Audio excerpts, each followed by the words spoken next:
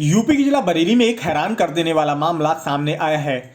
यहाँ शीशगढ़ के निजी अस्पताल में एक एलियन जैसा बच्चा पैदा हुआ है, जिसे देखकर डॉक्टर हैरान तो परिजन सहम गए।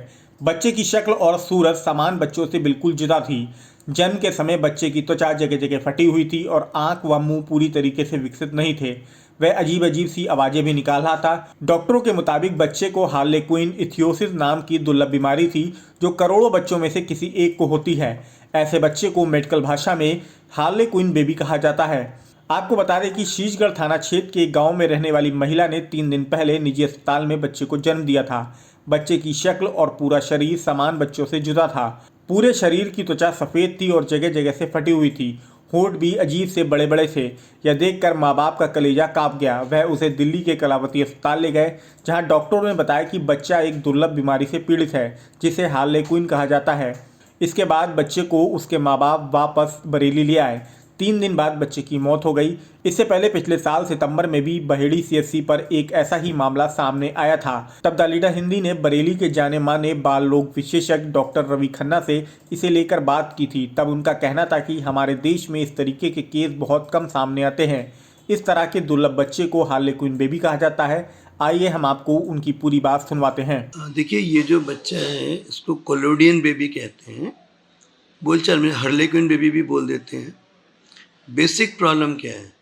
बेसिक प्रॉब्लम ये है कि बच्चे के अंदर तेल की जो ग्रंथियाँ होती हैं वो बिल्कुल ना के बराबर होती हैं या नहीं होती हैं। अब देखो, हमारी जो स्किन है वो ड्राई हो जाती है, तो उसके ऊपर हम लोग मॉइस्चराइज़र वगैरह लगाते रहते हैं। पर शरीर की अपनी भी चमड़ी में प्रवृत्ति है कि थोड़ा ऑयल निकलता है, जिससे अपनी स्किन ठीक रहती है। ओके, अब इस बच्चे में बिल्कुल ऑयल बनता ही नहीं है, तो जो चमड़ी बनती है, जो लेयर आती है, उसको कुछ भी मॉइस्चराइजिंग लेयर नहीं होती, तो वो ड्राई हो जाती है। जब स्किन ड्राई होती है तो पील ऑफ, छिलछिली गिरने लगती है, पील ऑफ होती है। अब शरीर कहता है भाई ऐसे तो नहीं चलेगा, क्योंकि चमड़ी हमारे शरीर का सबसे बड़ा अंग है, पूरी को कवर करता है, उसी से इन्फेक्शन अंदर जाने से रुकते हैं। तो वो शरीर ओवर बहुत ज़्यादा बनाने लगता है। अच्छा, वो लेयर गिर रही है, चलो मैं और बना लूँ, चलो मैं और बना लूँ।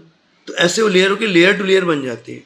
अब चूंकि चमड़ी के अंदर कोई लोच तो है नहीं, जो लोच आती है वो तो उसी से आती है जो अपने शरीर में तेल होता है ना।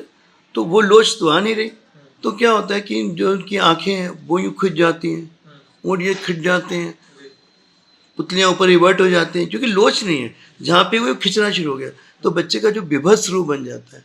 तो कुछ लोग तो देवीय प्रकोप मान लेते हैं, कुछ लोगों को, कुछ लोग कहते हैं पता नहीं क्या हो गया, हमने क्या पिछले जन्म में हमने क्या बुरा कर दिया, मेरे बच्चे को क्या हो गई है। तो ये अपने समाज में भ्रांतियाँ चलती हैं, क्योंकि ये रेयर बीमारी है, ईजिली नहीं मिलती है।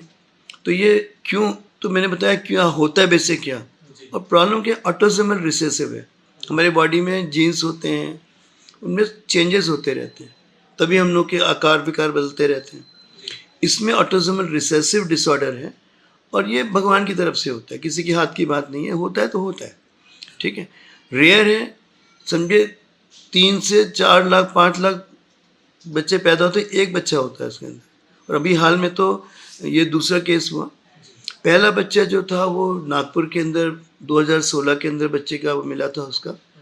तो पहला केस तब ठीक से डायग्नोज हुआ, मेडिकल साइंस ने हिंदुस्तान में जाना कि यार ये भी ऐसे केसेस होते हैं, ठीक है।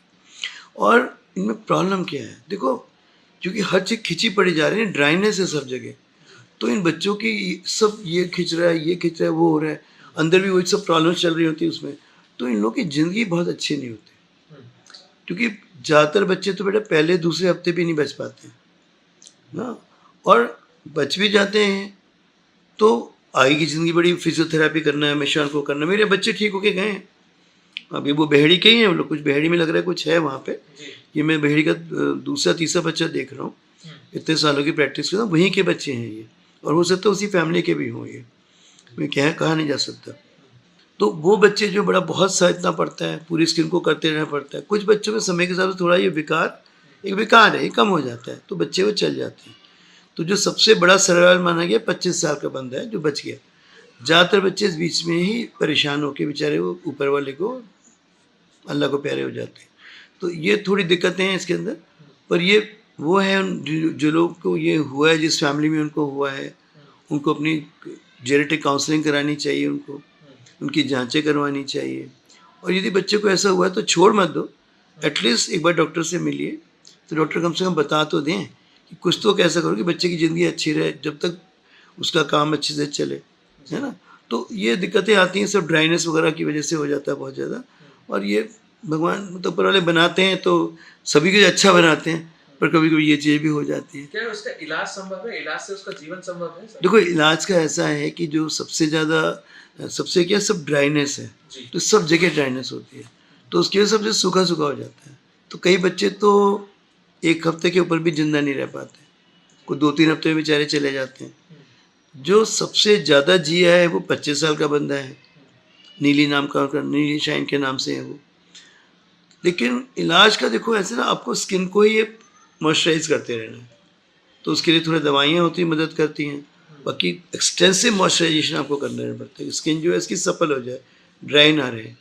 और जैसा हमने कुछ बच्चों में देखा कि समय के हिसाब से शरीर की थोड़ी सी वो बढ़ जाती है प्रवृत्ति, थोड़ी केयर अच्छी मिल जाती है, तो स्किन सब हील हो जाती है, ये चत्ते पत्ते बड़े सब ठीक होने लगते हैं और बच्चे फिर वो ठीक हो जाते हैं। लेकिन चूंकि एक कुदरती चीज़ तो है ना, गड़बड़ है, तो वो कहाँ जाएगी, इससे कई बार बच्चों का सर्वाइवल बड़ा मुश्किल होता है।